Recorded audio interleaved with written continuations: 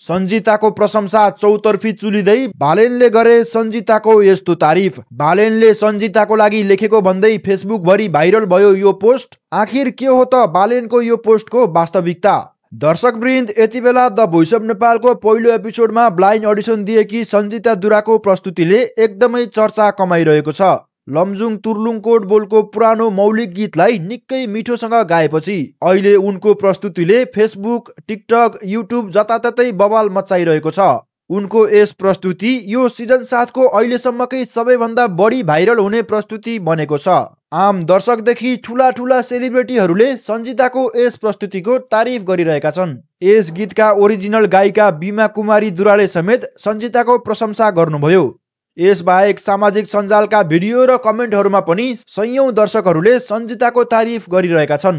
यस्तै तारिफ गर्ने सिलसिलामा फेसबुकमा अहिले बालेन शाहले गर्नुभएको भन्दै एउटा स्क्रिनशटलाई धेरैजनाले लाइक, सेयर र कमेन्ट गरिरहनु भएको छ। उक्त स्क्रिनशटमा बालेन शाहको भेरिफाइड टिक भएको एकाउन्टबाट लेखिएको थियो, सन्जिता, तिमीले गाएको त्यो गीत एउटा साधारण प्रस्तुति होइन, त्यो एक सांस्कृतिक विद्रोह थियो जसले सम्झायो कि आधुनिकतालाई आत्मसात गर्दै पनि हामी आफ्नै लोकलाई बचाउन सक्छौं।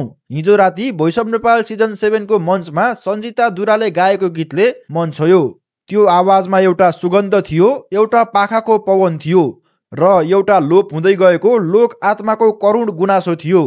क्षितिज थापा नामको पेजबाट राखिएको त्यस स्क्रिनशट देखेपछि धेरैले बालेनले सन्जिताको तारिफ गर्नुभयो भन्दै सेयर गरेर रातारात त्यस पोस्टलाई भाइरल बनाए। सबैले सेयर गरेपछि मैले पनि त्यो स्क्रिनशट देखेँ, तर मलाई भने यो कुरामा विश्वास लाग्न गाह्रो पर्यो, किनभने बालेन खासै भोइस अफ नेपाल हेरिराख्ने अथवा भोइस अफ नेपाल र लोकगीत सम्बन्धी आफ्नो धारणा दिइराख्ने मान्छे होइनन्। उहाँको आफ्नै काम छ, आफ्नै काममा व्यस्त हुनुहुन्छ। यता भोइसतिर ध्यान दिइराख्ने समय उहाँसँग छ जस्तो मलाई लागेन। त्यसपछि मैले बालेन शाहको आधिकारिक फेसबुक पेज आफैले खोजेर हेरेँ। त्यहाँ मैले सोचेको जस्तै बालेनले सन्जितालाई गर्नुभएको तारिफको कुनै पनि पोस्ट थिएन। यसको मतलब फेसबुकभरि बालेनले तारिफ गर्नुभयो भन्दै फेक पोस्टलाई सेयर गरेर भाइरल बनाइरहेका रहेछन्।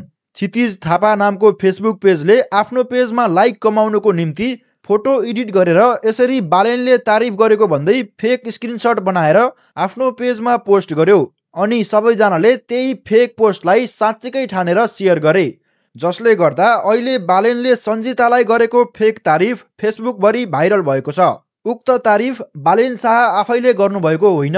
लाइक, कमेन्ट कमाउनको निम्ति यसरी एडिट गरेर फेक स्क्रिनशट बनाएर पोस्ट गर्नु कदापि राम्रो कुरा होइन र त्यसको आधिकारिकता पुष्टि नगरिकन हामीले सेयर गर्नु पनि गलत हो। सन्जिता दुराले यो गीतलाई एकदमै मिठो र मन छुने तरिकाले गाउनुभयो, त्यसमा भने कुनै दुई मत छैन। दर्शकवृन्द, यो बालेनले सन्जिताको तारिफ गर्नुभएको भन्दै सेयर गरिएको पोस्ट हजुरले आफ्नो फेसबुकमा देख्नुभएको थियो कि थिएन? देख्नुभएको थियो भने हजुरले यो पोस्ट फेक हो भनेर थाहा पाउनुभएको थियो कि थिएन? अनि हजुरलाई सन्जिताले गाएको मन पर्यो कि परेन कृपया कमेन्ट गर्नुहोला। भिडियोलाई लाइक गर्नुहोला र यस्तै भोइस सम्बन्धी रोचक खबरहरूको लागि हाम्रो च्यानल बिहानी भोइसलाई सब्स्क्राइब पनि गरिदिनुहोला।